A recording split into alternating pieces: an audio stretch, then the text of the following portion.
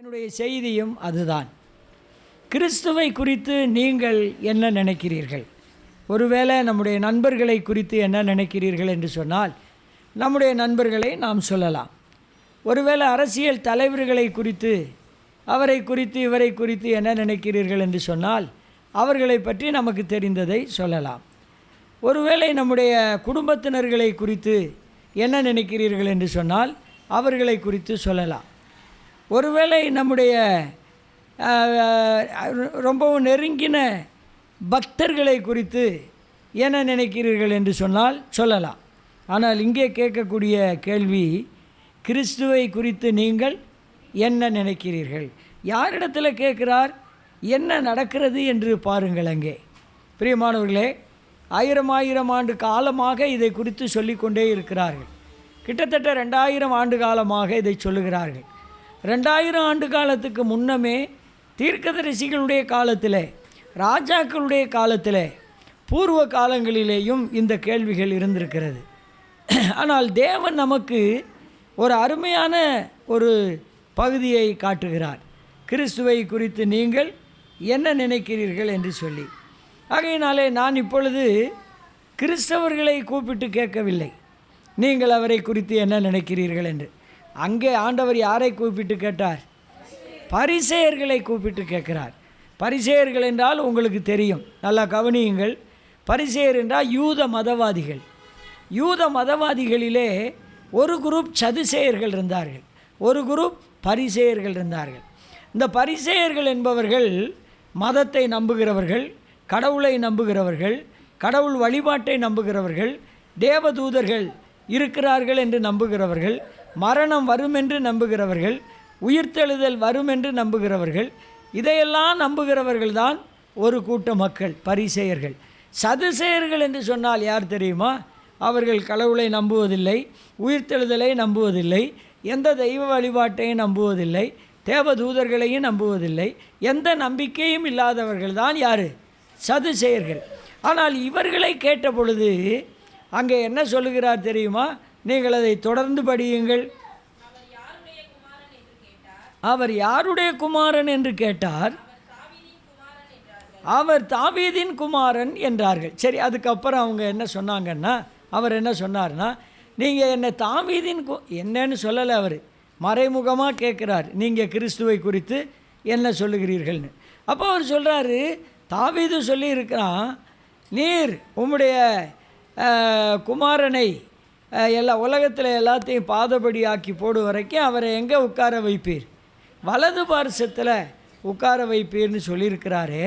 அப்படின்னா தாவீதுக்கு இயேசு கிறிஸ்து எப்படி குமாரனாக இருப்பான் அப்படின்னு சொல்கிறார். அந்த நேரத்தில் என்ன கீழே போட்டிருக்கு தெரியுமா? நீங்கள் வாசிக்க வேண்டாம். அங்கே என்ன போட்டிருக்குன்னா, அவங்க இதெல்லாம் பார்த்துட்டு இவர்கிட்ட இனிமேல் கேள்வி கேட்கக்கூடாது, பதிலும் சொல்லக்கூடாதுன்னு அமைதியாக என்ன செஞ்சிட்டாங்க? போயிட்டாங்க. அதுக்கப்புறம் யாரும் அவர்கிட்ட என்ன கேட்கலை, வரவும் இல்லை. வந்தால் இவர் இப்படி கேள்விகளை கேட்பார்னு பயந்து போயிட்டாங்க. ஆனால் நம்ம ஒரு காரியம் செய்வோமா? இப்போ இந்த நேரத்தில் இயேசு கிறிஸ்துவுக்கு எதிரிகளாக இருக்கிறாங்க இல்லையா, அந்த எதிரிகளை கூப்பிட்டு கேட்டு பார்ப்போமா? ஏயா கிறிஸ்துவின் எதிரிகளே, நீங்கள் கிறிஸ்துவை குறித்து என்ன நினைக்கிறீங்க அப்படின்னு சொல்லி கேட்போமா?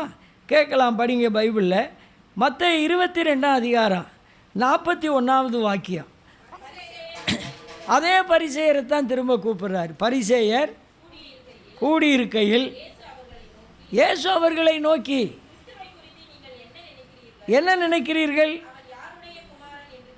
ஆமாம், பிரியமானவர்களே, அவர் தாவீதின் குமாரன் என்றார்கள். அப்போ அவங்களுக்கு தெரிகிறது அவரை யாருன்னு சொல்கிறாங்க? தாவீதின் குமாரன். எதிரிகளே சொல்கிறாங்க அவர் தாவீதின் குமாரன். ஒரு விஷயம் அவங்களுக்கு தெரியலை. என்னன்னு நீங்கள் சொல்ல முடியுமா? என்ன தெரியலை தெரியுமா? அவர் யாருடைய குமாரன் என்று அவர்களுக்கு தெரியவில்லை. இன்றைக்கி நிறைய பேர் அப்படித்தான் நினைக்கிறாங்க. இயேசு கிறிஸ்து யோசேப்புடைய குமாரன், இயேசு கிறிஸ்து மரியாளுடைய குமாரன். இந்த எதிரிகளுக்கு அவர் தாவீதின் குமாரன் என்று தான் தெரிந்தது. அதுக்கு பிறகு நீங்கள் பார்த்தால் மத்தேயு 22வது அதிகாரம் 46வது வசனம் படியுங்கள். மாற்றுத்தரமாக ஒருவனும் அவனுக்கு என்ன செய்யவில்லை. ஆனால் ஒரு பரிசேயன் சொல்கிறான். இவங்க பரிசேயர் இப்படி சொல்லி முடிச்சுட்டாங்க. யோவான் எழுதின சுவிசேஷம் 3வது அதிகாரத்தில் 1வது வாக்கியத்திலிருந்து நீங்கள் படித்தா அங்கே ஒருத்தன் வர்றான். அவன் யாருன்னு பாருங்களேன். படி. யூதருக்குள்ளே அதிகாரியாக இருந்த நிக்கோதேமு என்னப்பட்ட பரிசேயன். நான் ஒரு காரியம் சொல்கிறேன். பரிசேயர்கள் இயேசு கிறிஸ்துவுக்கு நண்பர்கள் கிடையாது. இயேசு கிறிஸ்துவை புரிஞ்சவங்களும் கிடையாது. இயேசு கிறிஸ்துவுக்கு யார்? அவங்க யார்? எதிரிகள் தான். இயேசு கிறிஸ்துவுக்கு எதிரிகளாக இருக்கிறவங்களே என்ன சொல்கிறாங்கன்னு கவனிப்போமா? 2ஆம் வசனம் படிங்க. அவர் ராக்காலத்தில் வந்து போதும் நீங்கள் அப்புறம் படிச்சுக்கோங்க. இங்கே என்ன சொல்கிறார் பரிசேயன்? நீ தேவனிடத்திலிருந்து வந்த போதகர் என்று நாங்கள் என்ன செஞ்சுருக்கிறோம், அறிந்திருக்கிறேன்றார். ஒரு விஷயம் தெரியுதா? எதிரியாக இருக்கக்கூடிய பரிசேய கூட்டத்திலே ஒருவன், அவர் யாருன்னு சொல்கிறாரு? தேவனிடத்திலிருந்து வந்த தேவனுடைய குமாரன் என்று சொல்ல தெரியாமல் அவரை யாருன்னு சொல்கிறாரு? ஒரு போதகர் என்று சொல்லுகிறார். கர்த்தருடைய பரிசுத்த நாமத்துக்கு ஸ்தோத்திரம். எதிரிகளில் ஒருவனாகிய அவனே அவரை தேவனிடத்திலிருந்து வந்தவர் என்று நம்புகிறான். நானும் நீங்கள் இந்த காலையில் அவரை ஆராய என்ன வேண்டும்? தேவனிடத்திலிருந்து நமக்காக அனுப்பப்பட்ட தேவனுடைய குமாரன். தேவனுடைய குமாரன் அங்கீகரித்ததுனால தான் நமக்கு என்ன கிடைச்சு? ரட்சிப்பு கிடைச்சு. தேவனுடைய குமாரன் அங்கீகரிக்கலைன்னா நமக்கு ரட்சிப்பு கிடைத்திருக்காது. கர்த்தருடைய வல்லமையை பாருங்கள். 2வது ஒருத்தரை கூப்பிட்டு கேட்போமா? யோவான் எழுதின சுவிசேஷம் 18ஆம் அதிகாரம் 13வது வாக்கியத்தை பாருங்களே. அங்கே ஒருத்தர் சொல்கிறான், அதுவும் இயேசு கிறிஸ்துவுக்கு எதிரியானவன் தான். நண்பர்களை கேட்கல நம்ம. இயேசு கிறிஸ்துவுக்கு எதிரியாக இருக்கிறவங்க, நீங்கள் தேவகுமாரனாகிய இயேசு கிறிஸ்துவை குறித்து என்ன நினைக்கிறீங்க அப்படின்னு இவனை கேட்டால் இவன் என்ன சொல்கிறான்? படிங்க. அண்ணா என்றவனுக்கு கொண்டு போனார்கள். அந்த வருஷத்து பிரதான ஆசாரியனாகிய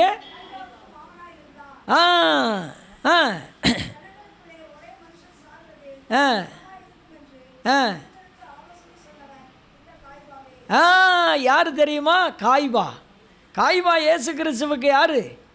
எதிரி. பிரியமானவர்களே, எல்லாரும் இயேசு கிறிஸ்துவை சிநேகிக்கிறார்கள். உலகத்தில் நிறைய பேர் சிநேகிக்கிறார்கள். இந்த பக்கத்து வீட்டில் போய் கேட்டால் இயேசு கிறிஸ்துவுக்கு காணிக்கை கொடுப்பாங்க. அந்த ஊரில் போய் கேட்டால் இயேசு கிறிஸ்துவுக்கு மெழுகுதிரி வாங்கி கொடுப்பாங்க. அந்த ஊரில் போய் கேட்டால் அவங்க வேளாங்கண்ணி வரைக்கும் கூட நடந்து வர்றதுக்கு தயாராக இருப்பாங்க. ஆனால் இங்கே ஒருத்தர் சொல்கிறாரு, காய்பா என்ன சொல்கிறாரு தெரியுமா? உலகம் அனைத்தும் உள்ள மக்களுக்காக இவர் ஒருவர் சாகிறது நலமாயிருக்கும்.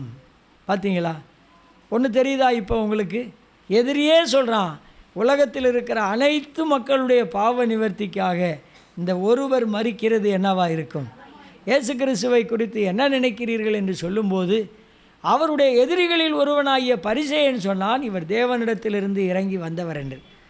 அவருடைய எதிரிகளில் ஒருவனாகிய கைபா என்கிறவன் சொன்னான், இவர் உலக மக்களுடைய பாவங்களுக்காக என்ன ஆக வேண்டும்?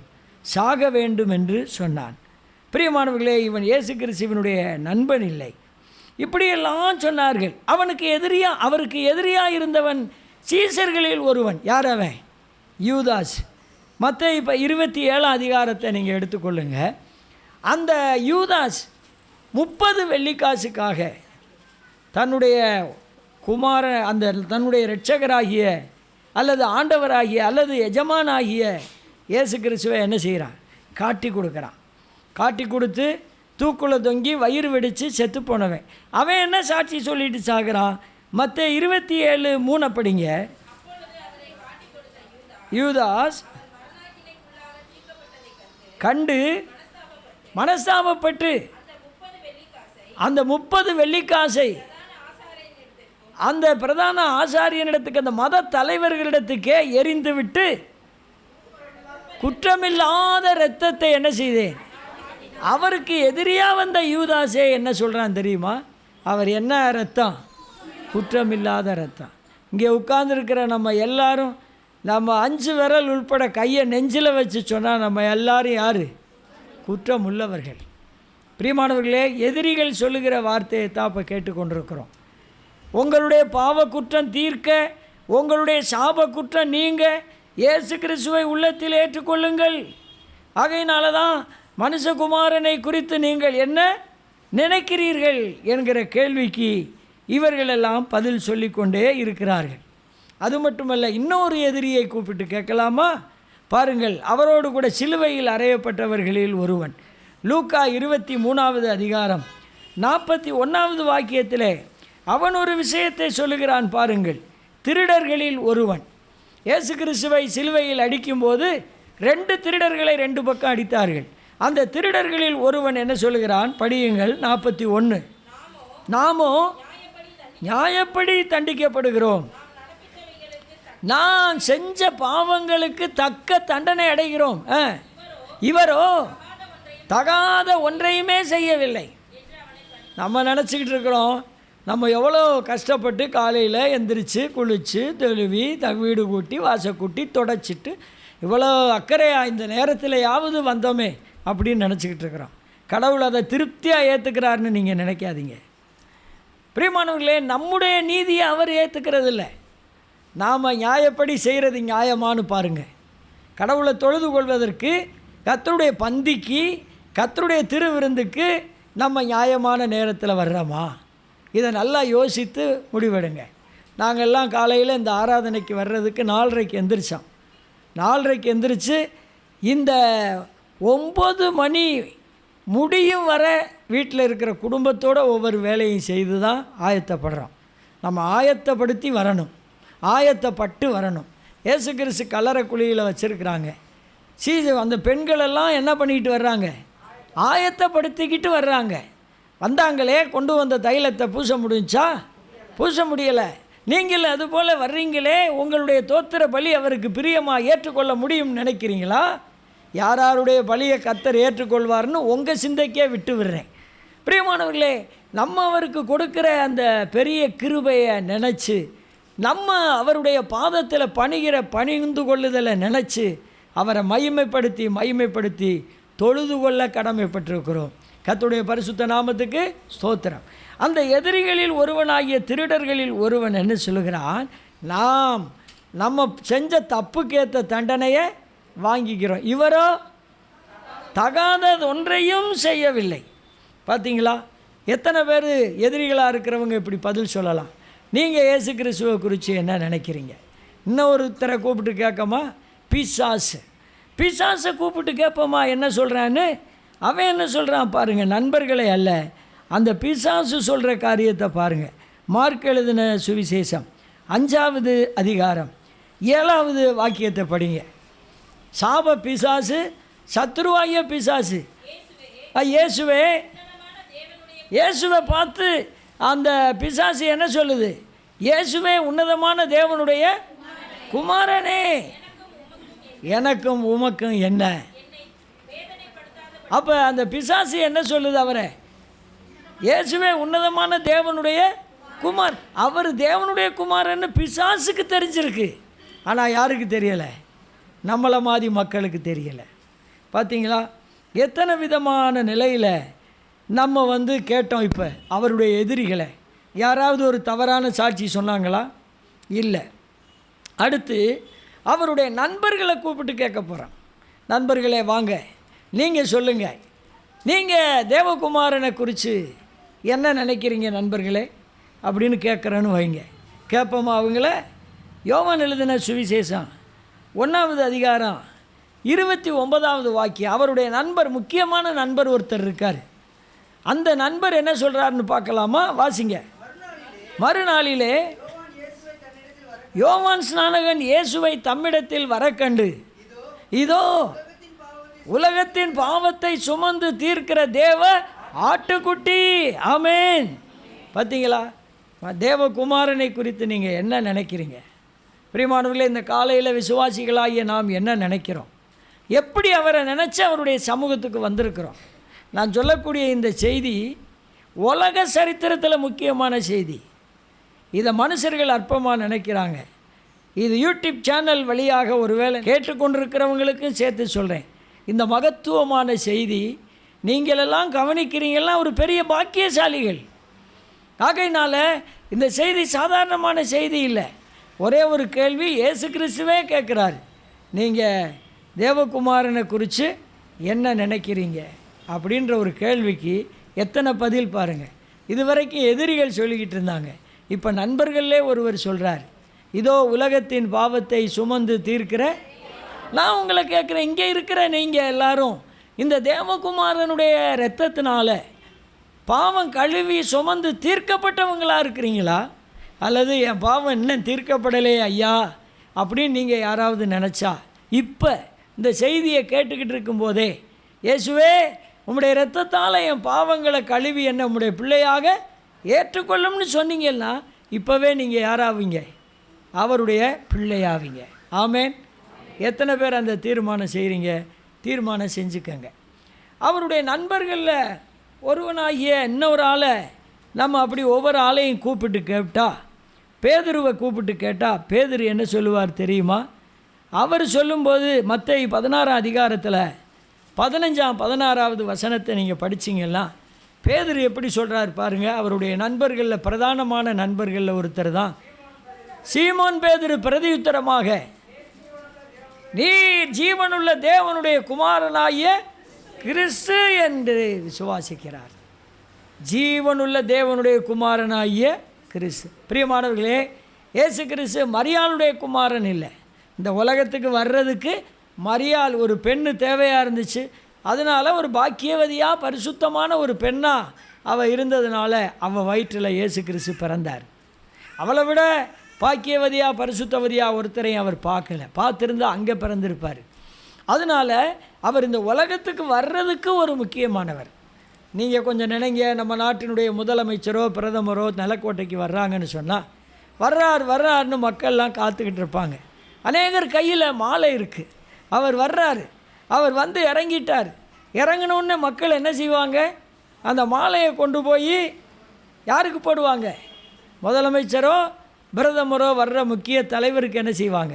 போடுவாங்க. எல்லாரும் அவருக்கும் ஒரு மாலை போட்டு அவர் வந்த விமானத்துக்கும் ஒரு மாலை போடுவாங்களா? போட மாட்டாங்களா? போடவே மாட்டாங்க விமானத்துக்கு. இன்றைக்கி நிறைய பேர் என்ன செஞ்சாங்க? அவர் வந்திருக்கிற அந்த மாதாவுக்கு மாலை போடுறாங்க, அவருக்கு மகிமையை செலுத்தாமல் இருக்கிறாங்க. எவ்வளவு மதியீனமான நிலையில் இருக்கிறாங்க பாருங்கள். பிரியமானவர்களே, அந்த பேதுரு அவரை மறுதளித்தவன், சபித்தவன், சத்தியம் செஞ்சவன், அந்த பேதுரு அவன் இப்போ சொல்கிறான், நீர் ஜீவனுள்ள தேவனுடைய குமாரனாகிய கிறிஸ்து என்று சொல்லுகிறான். நமக்கு இந்த நம்பிக்கை வரணும். நீங்கள் மனுஷகுமாரனை தேவகுமாரனை குறித்து என்ன நினைக்கிறீங்க? எதிரிகள்லாம் இப்படி பதில் சொல்கிறாங்க, நண்பர்கள் இப்படிப்பட்ட பதிலை சொல்கிறாங்க. இன்னொரு குரூப்பை கூப்பிட்டு கேட்கலாமா? அன்பின் சீசனை கேட்டால் அவர் என்ன சொல்லுவார் தெரியுமா? அவர் மார்பில் சாய்ந்திருக்கிற அன்பின் சீசன் தான் யார்? யோவான். அந்த யோவானை கூப்பிட்டு கேட்டால் அவர் என்ன சொல்லுவார் தெரியுமா? அவரும் இதே வார்த்தையை தான் சொல்லுவார். ஏன்னா அவர் எழுதியிருக்கிற அந்த சுவிசேஷத்தில் அதை அவர் சொல்லியிருக்கார். என்ன சொல்லியிருக்காரு? யோவான் 1 அதிகாரத்தில் நம்ம வாசித்தோம்னா 13ஆம் வாக்கியத்தை படிங்க, 14ஆம் வாக்கியத்தை. அந்த வார்த்தை மாமிசமாகி கிருபையினால் நிறைந்தவராய் நமக்குள்ளே வாசம் பண்ணினார். ஆமேன். பிரியமானவர்களே, பார்த்தீங்களா? அவருடைய நண்பர்களில் ஒருவன் பேதுரு அப்படி சொன்னார். இங்கே அவருடைய நண்பர்களில் ஒருவன் யோவான் அப்படி சொன்னார். யோவானுக்கும் இயேசு கிறிஸ்துவுக்கும் கொஞ்சம் நெருங்கிய உறவு இருந்துச்சு. அது இயேசு கிறிஸ்துவுக்கு இல்லை, மரியாளுக்கு. அவங்களுக்கு ஒரு விஷயத்தை உங்களுக்கு சொல்கிறேன். இயேசு கிறிஸ்துவை ஈண்டெடுத்த மரியாளும் யோவானுடைய அம்மாவாகிய அந்த எலிசபெத்தில் கிளையோப்பா மரியாளும், அவங்க 2 பேரும் யார் தெரியுமா? அக்கா தங்கச்சி, ஒரே அப்பா அம்மாவுக்கு பிறந்த பிள்ளைகள். அதனால தான் யோவான் அன்பின் சீசனாக மாற்றப்பட்டான். அவன் சொல்லுகிறான், அந்த தேவகுமாரன் என்கிற வார்த்தை கிருபையினாலும் சத்தியத்தினாலும் நிறைந்தவராய் யாருக்குள்ளே? உங்களுக்குள்ளேன்னு போடலை. யாருக்குள்ளே? நமக்குள்ளேனா யாரையும் சேர்த்து, யோவானையும் சேர்த்து. பார்த்தீங்களா? அவரை குறித்து நீங்கள் என்ன நினைக்கிறீங்க? உங்களுக்குள்ளே அவர் இருக்கிறாரா? உங்கள் நெஞ்சை தொட்டு எனக்குள்ளே அவர் இருக்கிறாருன்னு கண்ணை மூடி சிந்திக்க முடியுமா? எனக்குள்ளே அவர் இருக்கிறார். ஆமேன். ஒவ்வொருவரும் சொல்லுவோமா, எனக்குள்ளே அவர் இருக்கிறார். ஆமேன். இதாங்க மிகப்பெரிய சத்தியங்கள். இந்த சத்தியங்களை தான் நம்ம இப்போ கேட்டுக்கிட்டே இருக்கிறோம். அவருடைய சிநேகிதர்களில் ஒருவனாகிய தோமாவை கூப்பிட்டு கேட்போமா, தோமா, நீ மனுஷகுமாரனை குறித்து என்னப்பா நினைக்கிற? யோவான் 20வது அதிகாரத்தில் 27வது வாக்கியத்தை படிங்களே. 20ஆம் அதிகாரம் 27வது வாக்கியம். தோமாவை நோக்கி, உன் விரலை நீட்டு, என் கைகளை பாரு, உன் கையை நீட்டி என் விழாவில் போடு. ஏன் அப்படி சொன்னார் தெரியுமா? இதுக்கு முந்தின வாரத்தில் அவன் வந்தபோது இயேசுவை நம்ப மாட்டேன்னா, அவர் தரிசனமானார்னு சொன்ன பொழுது இவன் சொன்னேன், நான் அவரை நம்புறதுன்னா அவர் காயத்தை பார்க்கணும், அவர் காயத்தில் என் விரலை போடணும், அப்போ தான் என்ன செய்வேன், நம்புவேண்ணே. இவன் ரொம்ப நல்ல மனுஷனா இல்லையா? இல்லை, அவன் ஒரு சந்தேகவாதி. நம்ம நாட்டுக்கு வந்த தோமா யார்? சந்தேகவாதி. அடுத்த வசனம் படிங்க. அவருக்கு பிரதியுத்தரமாக, என் ஆண்டவரே, என் தேவனே, என் சந்தேகம் நீங்கி போச்சியா? அப்போ ஆண்டவர் சொன்னார், நீ கண்டதுனால தான் என்ன விசுவாசிக்கிறாய், காணாமல் இருக்கு. அப்போ தோமாவை விட பெரிய பாக்கியவான்கள் யார்? நம்ம எல்லாரும். ஆமேன். கர்த்தருக்கு ஸ்தோத்திரம். கண்டு விசுவாசிக்கலை, அவரை காணாமலே விசுவாசிக்கிறோம். தோமா எப்படி பதில் சொல்கிறார் பாருங்கள். என் ஆண்டவரே, என் தேவனே, நீதாயா எனக்கு பிதா, நீதாயா எனக்கு ஆண்டவர். பவுலை கூப்பிட்டு கேட்டால், கிறிஸ்தவர்களையே அழிக்கணும்னு போனவர் பவுல். அந்த பவுலை கூப்பிட்டு கேட்டால் என்ன சொல்லுவார் தெரியுமா? அவர் அந்த ஒலி மூலமாக பேசின உடனே, அப்போஸ்தலர் 9ஆம் அதிகாரத்தில் இருக்குது, அவர் பேசின உடனே நடுங்கி திகைச்சு எழுந்து, ஆண்டவரே நீ யார், நான் என்ன செய்ய சித்தமாக இருக்கிறீர் அவர் சொல்கிறார். உடனே அவருடைய சித்தத்துக்கு இணங்கி ஒப்பு கொடுத்தானா இல்லையா? ஒப்பு கொடுத்தான். அவரை ஏற்றுக்கொண்டான், ரட்சிக்கப்பட்டான், கர்த்தருடைய பிள்ளைகளாக வாழ்ந்தார்கள். பிரியமானவர்களே, இதுபோல் சுற்றி சுற்றி இருக்கக்கூடிய தூத கூட்டத்தையும் நம்ம கேட்போமானா உயர்தரமான சாட்சியை அவங்கெல்லாம் சொல்ல முடியும், தூதர்கள் சொல்ல முடியும். ஏன்னா தூதர்கள் தான் அந்த உலகத்துக்கு வந்தபோது அவரை என்ன செஞ்சாங்க? தொழுது கொண்டாங்க. தூதர்கள் என்ன சாட்சி கொடுத்தாங்க தெரியுமா? அவங்க ஆராதனை செய்யும்போது லூக்கா எழுதின சுவிசேஷத்தில் 2வது அதிகாரத்தில் 13வது வாக்கியத்தை நீங்கள் வாசித்தா, 2வது அதிகாரம் 13வது வாக்கியம் படிங்க. அந்த ஜனமே அந்த பரலோகத்தில் இருக்கிற தேவதூத சேனை கூட்டமெல்லாம் சொன்னார்கள், உன்னதத்தில் இருக்கிற தேவனுக்கு இன்னைக்கு காலையில் நம்ம என்ன செலுத்திக்கிட்டு இருக்கிறோம்? மகிமை. யாருக்கு? பிதாவுக்கு மகிமை செலுத்துகிறோம். பூமியிலே உண்மையிலே நம்ம எல்லாரோட, நம்ம வீட்டாரோட, சபையாரோட நல்லா சமாதானமாக நான் இருக்கிறேன்னு தலையை ஆட்டி நெஞ்சை நிமித்தி நம்மளால் சொல்ல முடியுமா? ஏன் சில சமயம் கூண்டுறோம், குறுகுறோம்? அந்த சமாதானம் ஏன் வரமாட்டேங்குது? அதான் அங்கே சொல்கிறார் ஆண்டவர். ரட்சிக்கப்பட்ட பிள்ளைகளுடைய வாழ்க்கையில் இருக்கக்கூடிய பெரிய பேருபகார கனி அதுதான். பூமியிலே சமாதானம். 3வது, மனுஷர் மேல் என்ன இருக்கணும்? ஆமாங்க, நாய் மேலே எவ்வளோ பிரியமாக இருக்கிறான். நாயை கட்டுறான், பிடிக்கிறான், கொஞ்சுறான். அந்த நாய் அந்த அசுத்தத்தை சாப்பிட்ற நாயை பிடிச்சி தன்னுடைய வாயோடு வச்சு மோக்குறான் மனுஷன். ஐயோ, என்ன சொல்கிறதுன்னு தெரியலை.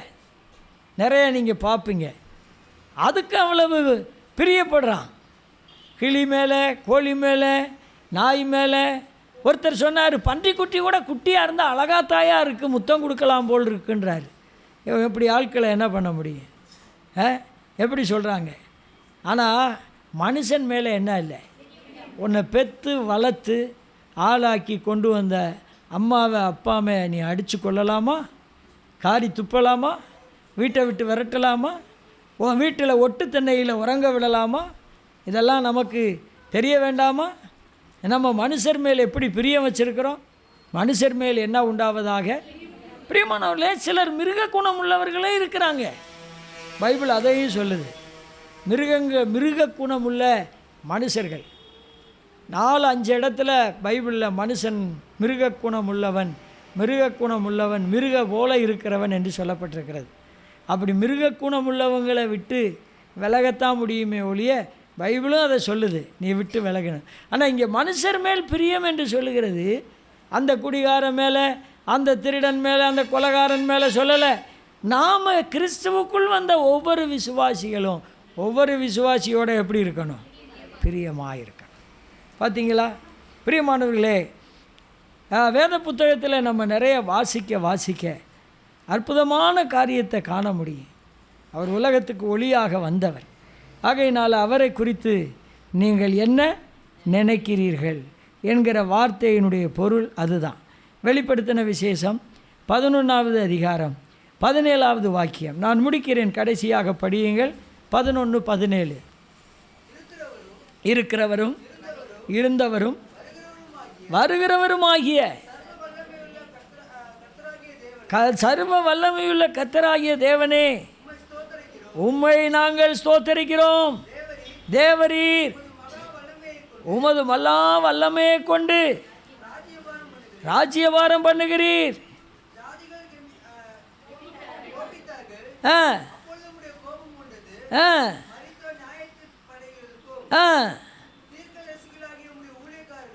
வெளிப்படுத்தல் 19:16 படிங்க. வெளிப்படுத்தல் 19:16. ராஜாதி ராஜா, கத்தாதி கத்தா. பிரியமானவர்களே, அவர் பூமி அனைத்துக்கும் யாரு? நீங்கள் கிறிஸ்துவை குறித்து என்ன நினைக்கிறீர்கள்? அவர் ராஜாதி ராஜா, அவர் பாவ பரிகாரி, அவர் குற்றமில்லாத இரத்தம், அவர் தேவனுடைய ஒரே பேரான குமாரன், அவர் வரக்கூடிய ராஜாதி. இன்னைக்கு காலையில் கூட நான் சொன்னேன் இந்த ஓப்பனர் செய்தியில். பிரியமானவர்களே, நான் சொல்கிறத நீங்கள் வேடிக்கையாக நினைக்காதீங்க. அக்கம் பக்கத்தில் கடகண்ணியில் இருக்கிற எல்லாருக்கும் சொல்கிறேன், இந்த உலக நெருப்பால் அழிய போகுது. அவரை விசுவாசித்திருக்கிறவங்க மட்டும் உயிரோடு எழுந்து யுகா யுகமாக அவரோட என்ன செய்ய போகிறாங்க? வாழ போகிறாங்க. அதுதான் ஒரு உலகம். அதுக்கப்புறம் குழந்தை பாக்கியம் வராது, குழந்தை பிறக்காது, ஒன்றும் வராது. பாருங்களேன், எத்தனை ஆச்சரியம், ஆண்டுடைய அற்புதம், அதிசயம். பாருங்கள், ஒரு மரம் இன்னொரு மரத்தை பிறப்பிக்குது, ஒரு செடி இன்னொரு செடியை பிறப்பிக்குது, ஒரு ஆடு இன்னொரு ஆட்டை போடுது, ஒரு மாடு இன்னொரு மாட்டுக்குட்டியை பிறப்பிக்குது. பூமியில் இருக்கிற எல்லாம் இனவிருத்தி உள்ளது. ஒரு சூரியன் இன்னொரு சூரியனை பெற்றெடுக்க முடியுமா? ஒரு சந்திரன் இன்னொரு சந்திரனை பெற்றெடுக்க முடியுமா? முடியவே முடியாது. வானத்தில் ஒன்றும் இனவிருத்தி கிடையாது. பூமியில் உள்ளது எல்லாம் என்ன? இனவிருத்தி. நம்மளை இனவிருத்தி உண்டாக்கி இந்த தேவனாகிய கர்த்தரை சேவிக்க வச்சு இதில் ரட்சிக்கப்பட்டு வர்றவங்களை அவர் ஒரு உலகம் ஆக்க போகிறார். அதுதான் இனி வரக்கூடிய உலகம். அந்த உலகம் அனைத்துக்கும் அவர் யாராக இருக்க போகிறார்? ஒரே ராஜாதி ராஜாவாக இருக்க போகிறார். அவரைத்தான் நம்ம இந்த காலையில் தெய்வமாக வழிபடுகிறோம். இயேசு கிறிஸ்துவை குறித்து அல்லது தேவனுடைய குமாரனை குறித்து, அந்த மனுஷகுமாரனை குறித்து நீங்கள் என்ன நினைக்கிறீர்கள்? எதிரிகள் பல கருத்து சொன்னாங்க, ஆனால் குற்றப்படுத்தி யாரும் சொல்லலை. நண்பர்கள் பல கருத்து சொன்னாங்க, யாரும் அவரை குற்றப்படுத்தி சொல்லலை. நாம் அவரை குறித்து எப்படி இருக்கிறோம்? நாம் அவரை ஏற்றுக்கொண்டதுனால தான் ரட்சிக்கப்பட்டு திருமுழுக்கு பெற்று திருச்சபையில் அங்கமாகி இன்றைக்கி சாஷ்டாங்கமாக விழுந்து அவரை ஆராதிக்க தேவனுடைய சமூகத்துக்கு வந்திருக்கிறோம். நீங்களும் நானும் பாக்கியவான்கள். இந்த வார்த்தைகளை கவனிக்கிற நீங்கள் பாக்கியவான்கள். நீங்கள் ரட்சிக்கப்பட்டிருக்கிறீர்களா? நீங்கள் திருமுழுக்கு பெற்றிருக்கிறீர்களா? நீங்கள் இந்த திருவிருந்தில் பங்கு பெற பாத்திரமாகிவிட்டீர்களா?